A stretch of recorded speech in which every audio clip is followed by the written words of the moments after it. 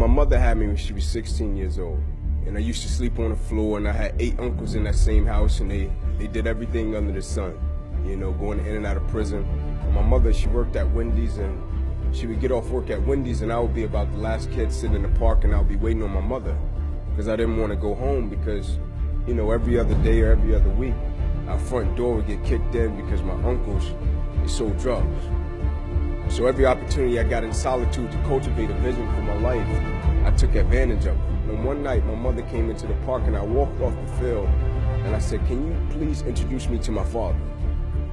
Because I played every sport, and every sport I played, we had to show our birth certificates. And so every time I pulled out my birth certificate, I would always see my mother's name, but I never saw my father's name, and so it bothered me. And so she said, sure. And so my first encounter with my father, I shook his hand. I said, "Hey, man, how you doing?" He said, "Hey, little man." He said, "Man, I heard you could really play sports." I said, "Thanks. I heard you can too." I said, "But here's what I need you to do for me. I need you to pick me up every Friday night, work me out every Saturday morning, and you can take me back home after that. I don't need any money. I don't need any clothes. I just need to make it to the NFL so I can help my mother and my grandmother. Can you do that?" He said, "Yeah, I got you." And so he picked me up one Friday night. The first Saturday morning, he shakes me. It's 4 a.m. in the morning. I wake up, I'm wiping the cold out of my eyes. He said, "Little man, you say you wanted it, right?" I said, "Yes, sir." He said, "Get up. We're running 2 miles to this fire station, 2 miles back home." I said, "Okay, let's do it." And so he walks by me and he busted a U-turn and he looked up at me. He said, "Son," I said, "Yes, sir." He said, "I want you to pull that other person outside of you today." No disrespect. I said, "But I don't see another person." I said, "So I understand we have different lives and you have a job, and so if you're tired, I get it. You can go back in the house and you can go to sleep, but you're not stopping me from running to this fire station. I'm running to this fire station whether you go or not." And he looked at me, and what he said to me, it pierced my heart in such a way. He said, "Son, what I'm trying to get you to understand is no matter how hard you work, there is somebody on the inside of you that works even harder."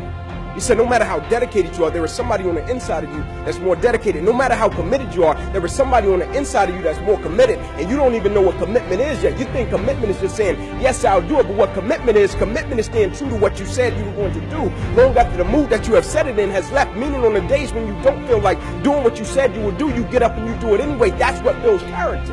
And he said, "I need you to understand the concept that there's another person on the inside of you, because one day in your life you will face something that's a lot tougher than you, and your strength and your drive and your commitment and your work ethic won't do it. You will have to realize that it's something on the inside of you that's greater than anything that life can throw at you." And immediately I got it. And so when my life changed, not only did my football career end, I got a paralyzed right arm and hand behind me. Life changed overnight. But I was extremely grateful for it, because the whole time I understood that you have to tap into in order to get through one of the darkest, toughest, roughest moments of your life. There's another person on the inside of you.